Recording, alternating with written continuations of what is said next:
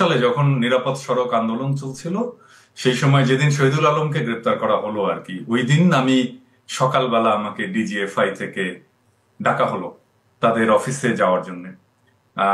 এবং যিনি ফোন করেছিলেন উনি নিজের পরিচয় দেন মেজর ফারহান বলে, এবং আমাকে বলা হয় যে ভদ্রতা করেই উনি প্রথম ফোনটা করেছিলেন, এবং বলা হয় যে আমাকে ডিজিএফআই অফিসে যেতে হবে। আমি জিজ্ঞেস করলাম যে কেন, আমি সিভিলিয়ান, ডিজিএফআই কেন আমাকে ডেকে? বলে আমাদের কিছু জরুরি আলাপ আছে আপনার সাথে।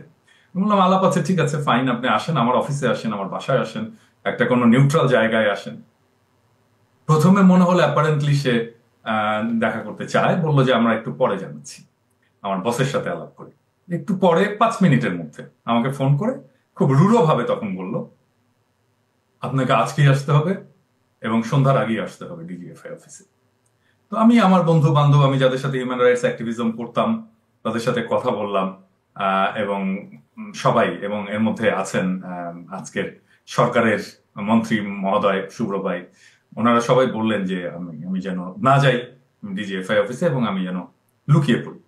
এবং আমি তখন থেকে লুকিয়ে পড়ি, এবং পরদিন আমার বাসায় ডিজিএফআই রেড করে, আমার অফিসে রেড করে ডিজিএফআই, আমি কোথায় এটা জানার জন্য। এবং আমি 5 মাস প্রায় আত্মগোপনে ছিলাম নানা জায়গায়, ঢাকা শহরেই।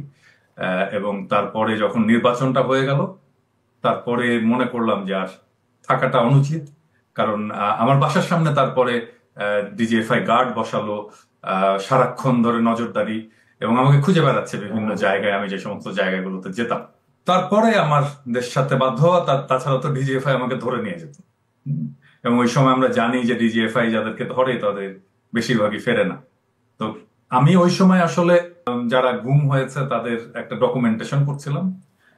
তো ওই ডকুমেন্টেশনের সময় আমি জানতে পেরেছি যে যারা গুম হয় তাদের একটা বড় অংশকে ডিজিএফআই এইভাবেই ডেকে নিয়ে যায়। একটা ফোন পায় সে সকালবেলা, তারপরে তাকে যেতে বলা হয়, সে যায়, সে ভিকটিম, আর তারপরে কখনোই আর ফিরে আসে না।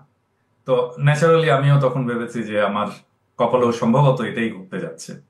সেই জন্যই আত্মগোপনে যাওয়া এবং তারপরে দেশ ছাড়তে বাধ্য হওয়া।